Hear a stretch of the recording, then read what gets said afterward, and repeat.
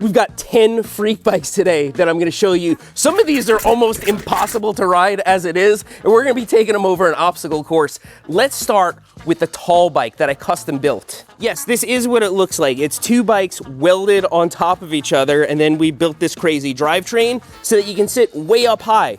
Super fun being up high and looking down. It's like you're on a horse without dealing with the horse. Now, one thing you might notice if you look carefully at this bike, the seat, because the seat tube slants back, you're way over this rear wheel. And so if you kick that pedal with any amount of force, it just loops out. It tries to wheelie. Very, very scary. It's kind of a masterpiece. I love keeping it in the garage because when people come and visit me, I make them ride it because believe it or not, it's really easy to get on and off of. It's really easy to ride. 5'4", right? Not a very big person. I can take my left foot, put it on this pedal, scoot it forwards, and just start riding. And once you're up on it, it's not hard to balance. It has brakes, it has gears. It's just like any other bike, super intuitive. But it's gonna be interesting on the obstacle course. Let me show you what we have here. All right, this is the first time going through the course, but honestly, I think this is one of the easier bikes. There's a start right here. We go straight, keep pedaling, then there's a U-turn over here. So we make the U-turn. Then we go over this little piece of wood. Probably easy on the tall bike, not so easy on other bikes. Then we go over the ramp with the dinosaurs on either side. Don't want to fall into the dino pit. Then the really sketchy part, I'm gonna go down the chute into the gravel and I have to take a handoff and ring the bell. Success on the tall bike, it's only gonna get harder from here. All right, what's next on the list? Backwards bicycle. I gotta do the obstacle course on the backwards bicycle second.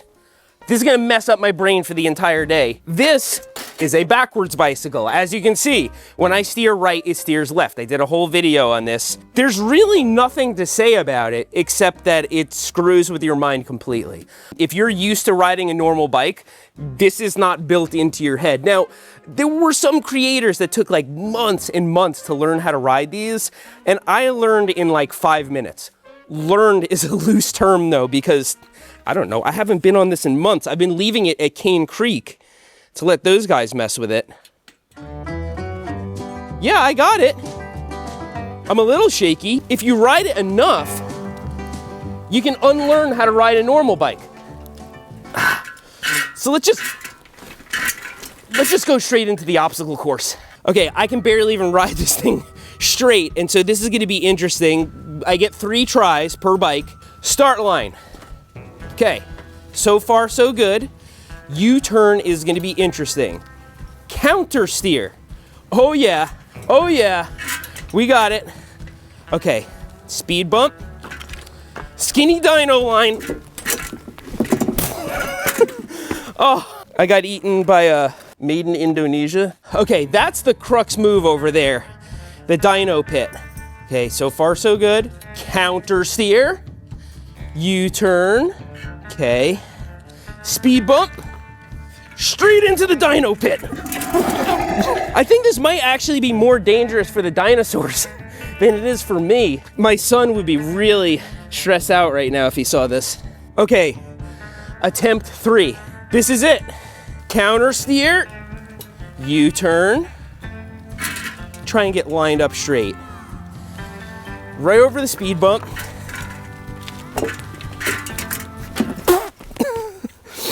Okay, I have failed on the reverse steering bike, but I'm gonna go down the gravel chute and ring the bell anyway to finish it off. Oh, I have a coaster brake. Okay, easy does it, into the gravel. Woo! That would be the second dent I put in my wife's truck doing something dumb. Let's move on to the next bike. Okay. Penny farthings are next. Yes, penny farthings. I have 2 of them. My big 52-inch penny farthing that you saw in the last video, and then my Hopley penny farthing, 32-inch. This one's a little bit less sketchy, and actually, I can reach the pedals. The thing about a penny farthing is that your drive wheel, your steering, your pedals, they're all in the same place, so it's an experience. This one, I can just kind of get up and ride. As you can see, when you're steering, your legs are kind of steering too, which makes it tricky. but this one's quite maneuverable and very easy to ride. That one, the 52-inch, I had to actually make adapters in order to ride it. You saw in my penny farthing video, I had those big square pedal blocks. I have actually upgraded them. I made these riser pedals. If you can't fit on a penny farthing, your only option is to do something like this, because you can only shorten the crank so much and you can't really adjust the seat. This will be a good dry run for the big one. I think I have this on the Hopley. So go through the start line. Now we got the U-turn. That's gonna be no problem. This thing's super maneuverable. It's like a forklift. Then we're gonna go over the little speed bump. Dyno pit actually looks kind of sketch. But we got it. Ooh. Okay, now down the chute, I have to put back pressure on the pedals because there's no brakes. I'll get going way too fast. Okay. Down here into the gravel. That was a little sketchy. Okay. I like almost went over the handlebars right here into the chute. This is gonna be really interesting on the 52-inch penny farthing. Despite being really big and crazy looking, this is actually pretty easy to ride. If you're not on an obstacle course, you just put your foot on the peg, you scoot it, and then you just get up and put your feet on the pedals. And yeah, at speed, it feels pretty normal. When you're going slow and trying to maneuver like this, doesn't feel normal. What is my exit plan over here? I think I'm actually best going up this with some speed, so I'm not trying to like steer while I'm pushing on the pedals. And then I gotta brake hard and make this turn. All right, here goes. So scoot, mount, we're up. Let's see how this U-turn works. Okay, the wheel's actually touching my leg. All right, speed bump should be no problem for these big wheels. Get some speed.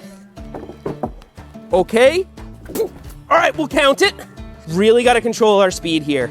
And this thing is not good in gravel. Okay. I couldn't get my hand off on time to get the bell. I can't believe I made it over the dyno pit though. Attempt 2, I'm gonna get the bell come hell or high water. All right, attempt 2.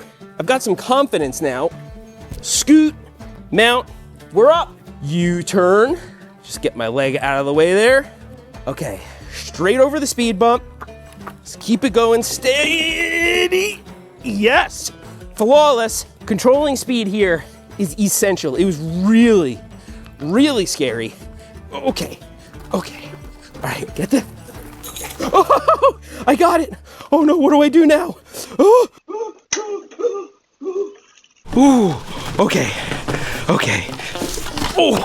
Oh, there's a lot of mountain below us. I'm gonna have a good day. I was having anxiety about this morning when I woke up, just kind of knowing the plan. Can you do that on a penny farthing? I'm pretty proud of myself. Let's move on to the next bike. The towing tandem. Yeah, this is gonna be interesting on the obstacle course. We built this bicycle for towing stuff.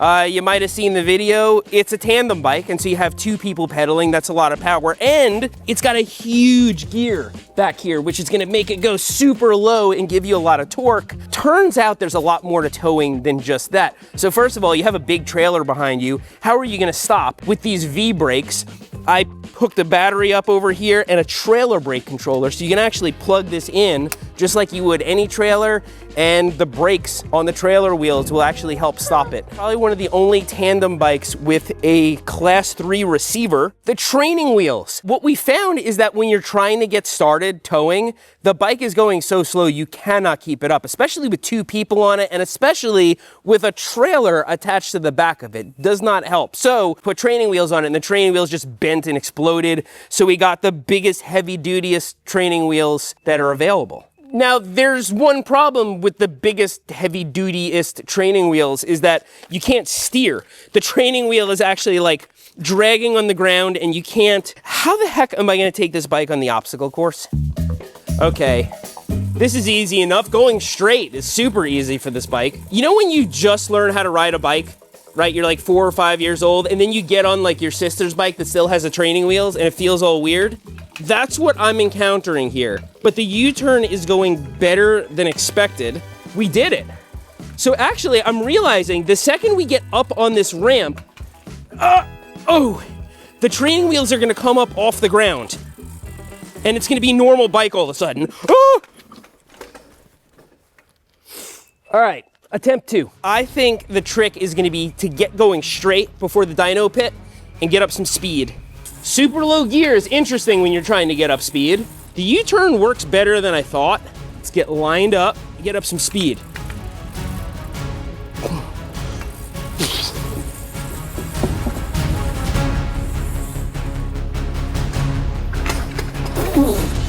Oh! Did that work 1,000 times better than you thought? This part's actually gonna be really bad because I can't lean the bike the way I need to. Okay. Oh, okay. Okay. Okay, I think we're good. Yes! 2 attempts.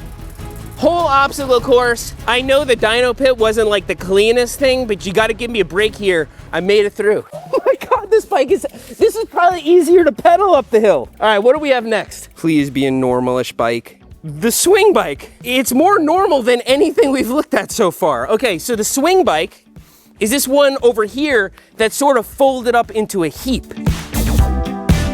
Yes, the swing bike has a pivot point in the middle. We've featured this bike many times, and it's actually extraordinarily fun to ride. I've been leaving it at Squatch, and they've been using it. They've been leaving it on display. Pivots right here, and then it has a unified rear triangle, as you might call it. What's the point of it? It's fun.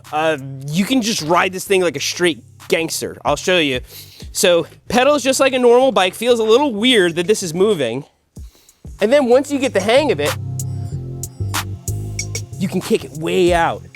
You can almost just leave your front wheel straight and steer around stuff with the rear. Like you can go like this, throw your legs over it, and pedal on the side of it like that. I'm procrastinating. I know I'm gonna have to take this thing over the dyno pit, and I don't know, something tells me this is not the best bike for doing like skinny ramps. Start line, no problem. All right, this U-turn, we're gonna do it gangsta style. All right, over the speed bump. Just keep it straight, yes! Okay, down into the gravel. Oh yeah! Ha ha! There are people who can't even ride this bike in a straight line. That's a tall bike, 2 penny farthings, no, I didn't make it on the reverse steering bike, but I didn't make it. All right, what do we got next? The half bike. Oh, God. I take this bike out like every 3 years because it looks like it's gonna be fun. And if you look on the website, there's like all young people in good shape, just swerving around, and they look like they're having a great time. The reality is that this thing is really hard to ride and it takes a lot of practice. If you do learn how to ride it, it probably is fun. I have never reached that point. You just saw all the bikes that I rode like over stuff and down into the gravel. I can't ride this thing. I hate this bike. I hate riding it, and I just keep it around just to hate it. So first of all, it has the distinction of being the 3rd front wheel drive bike we have today. You pedal here and it makes the front wheel spin, but you can't steer the front wheel. These handlebars are sort of just flexible. You lean the bike to steer it, and that operates the rear wheels like a pallet jack. Really, really freaky, especially in small places doing tight maneuvers. It's not gonna work on that ramp. Your hands are this close together. And let's just stop for a moment and just absorb this. Kona almost went out of business. Half bike, they are still in business. They have a newer one. They're like $1,000 to buy new on their website, and there's a whole community of people that love them. So you know what? I'm happy about it. If people are getting outside and having fun on this thing, that's great. I don't find it to be fun at all. And so let's get the obstacle course over with. Attempt 1. I suspect I'm gonna need all 3. Let's get it going. Okay, so far so good. We're up. Are we even gonna make it past the U-turn? Maybe I can like hop it around the U-turn. I think anything is permissible here. Start. So far so good. I think I can actually steer this bike easier by hopping it. Ooh. I think the only way to ride over this thing is to like 50-50 the whole thing with the rear. All right, I have one more attempt. I'm gonna try. Okay, attempt 3 on the half bike. I've got a strategy now, or a tactic rather.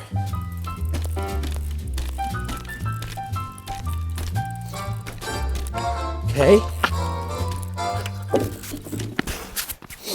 All right. That's a fail on the half bike, but I still have to go down into the gravel. At least I have brakes in this thing. Okay, I think we got this. Okay. Oh yeah! Well, the bell rang. Elliptigo. Now we're talking about a capable bike. This and the half bike are both stand-up bikes. You stand up on it and pedal. Now, Elliptigo is a company that makes elliptical bicycles. So it's just like an exercise machine that you would see in a gym, only it moves. I think that's cool. But when they ventured into mountain biking, I suspect they were unable to make an actual elliptical mountain bike. And so they made one that just had huge pedals and was a stand-up bike. It was kind of fun actually, and so I took one of them and upgraded it. I changed a whole bunch up here at the handlebars, made everything normal in the cockpit. I changed the pedals. The huge pedals they had on it were absolutely ridiculous. I put this fender on it because if you fall into the rear wheel, it will suck your crotch into the seat stay, which is not good. I changed the front fork, I redid all the cables. There's really nothing on this bike that I haven't touched. I even made this 3D printed unicorn mount so we could have a nice unique perspective from the front with a 360 camera. And lo and behold, this bike freaking shreds. We were just sending jumps at Cayuga Bike Park with it. We even did a road gap. It's a super cool bike now, and it's definitely the most upgraded Elliptigo on planet Earth. I think I'm going to crush this obstacle course with the Elliptigo. And so, let's make it interesting. All right, let's do a run up here. So we're gonna come over here and then blast right off that way. And then we gotta get back on track for the U-turn. I think we got this. Right bike for the job.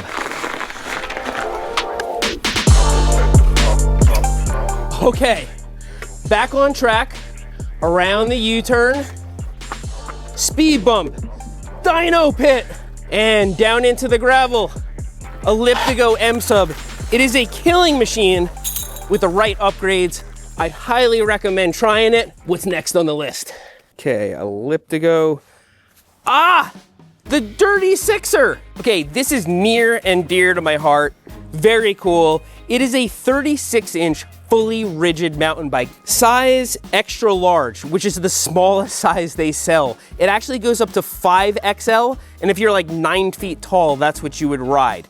Now, a few interesting things about this bike. First of all, I can barely even pedal it. Like, I have to use my tiptoes to reach those pedals, and that is with the seat slammed all the way down. Because I am such a short person, it is oftentimes difficult for me to ride bikes, as you can see by those riser pedals on my penny farthing. And so I can kind of relate to really tall people that can't find bikes that fit them. And so I'm really happy that somebody is doing this. Now, because it's made for really, really tall people, everything's big. The grips are huge. It has big brake levers. It actually has 2 front brake rotors because there's tons of leverage on here, and a 7'4" person might be almost 300 pounds of pure muscle. Now, when I was done reviewing this bike, I asked them for a return label. You know, I can't ride this thing all the time, and so I wanted to send it back. And he said, you know what, just hold on to it, and when you find the right thing to do with it, somebody to donate it to, a way to pay it forward, then go ahead. And so I think that was really cool of Dirty Sixer. I still have it in my possession, so we're gonna take it over the obstacle course. So before we take this on the obstacle course, this is a freak bike video. I don't know if I would consider this a freak bike. It's actually a pretty normal bike. It's just made for a much bigger person. But for me, at 5'4", this is a freak bike. Okay. No problem. Down the straightaway, around the U-turn, over the speed bump, feels like nothing. Dyno pit, easy. Super capable mountain bike. Fantastic company, one of my favorites out there. Okay, so I have here on my list a few bikes that I couldn't get here today, and so these are honorable mentions. So first of all, the SE Fat Ripper. It is a fat tire BMX bike that I had when I was in Florida, and you can beat on that thing. You can go over jumps and everything. It's at my mom's house in Florida right now, and I will be transporting it back here. What I'm gonna do with a fat tire BMX bike in the mountains, I don't know, probably take it on a mountain bike trail. Now, another weird bike I have is the slingshot bike. I couldn't bring that here because it is in pieces on my workbench. I am absolutely restoring it. I'm even having a new dog bone link made. Hopefully I am successful in that endeavor because it's a really cool bike. It has a cable for a down tube and then has a flexible link in the back of the top tube that allows the bike to have some compliance. In the 90s, there was really no such thing as a full suspension bike, and so that was a really early model. Is it a freak bike? There kind of are a lot of freak bikes in the 90s that were in production that you could get from bike shops. But it would have actually been considered a pretty high-end bike back then. And although it's not mine, I'm still in possession of the Apocalypse bike. I would ride it, but it's boxed up because I'm shipping it back to its owner. He lent it to us, which was super cool. And finally, the Tall Goose. How many of you remember the Tall Goose? So I bought a fat tire bike from Walmart, the Mongoose Dolomite. This was almost 10 years ago. I took it off of jumps. I rode it into the ocean. When the cruise ships would leave Port Everglades, all this water would go rushing out. And so I tried to surf the wake of a cruise ship on this bike, and it did not go so well.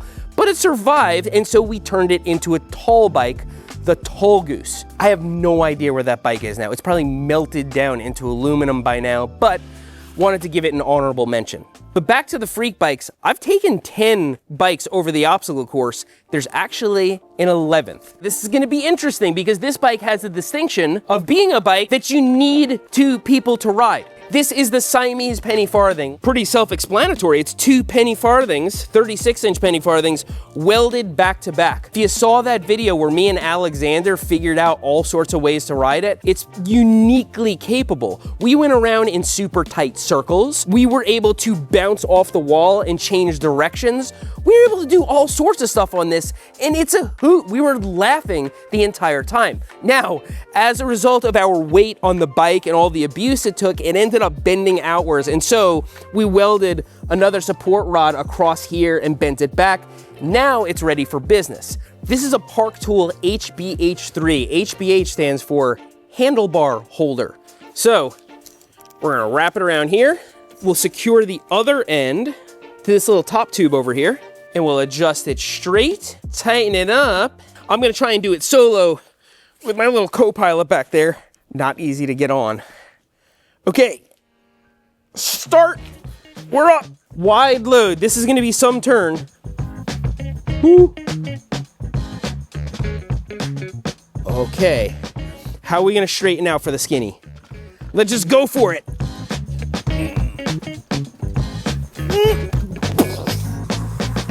Counts, right? Okay. Ooh. Whoa, something's not right. Something's not right. What is happening? Ah! My co-pilot dropped the ball. Let's try tightening it more this time. Attempt 2. Okay, I think if we go over the dyno pit straight, we've got this. So, let's get going. All right, U-turn. We're already doing better this time. Let's get going straight here. This speed bump didn't cause a problem for any bike. Dyno pit. Okay, control speed. Video does not do justice to how steep this is here. It's really hard to slow down. Woo. I gotta level with you guys. I feel like I failed you.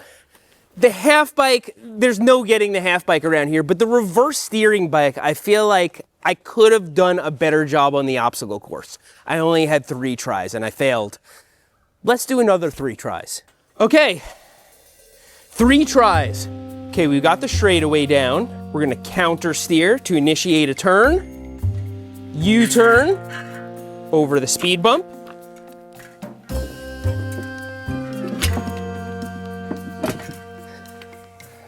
There goes attempt 1. Attempt 2. Okay, counter steer, U-turn, speed bump. There goes attempt 2. Okay, I gotta get straightened out before the dyno pit and really get up some speed. The speed bump actually really screws me up here. Attempt 3. Okay. Counter steer. U-turn. All right. Accelerate.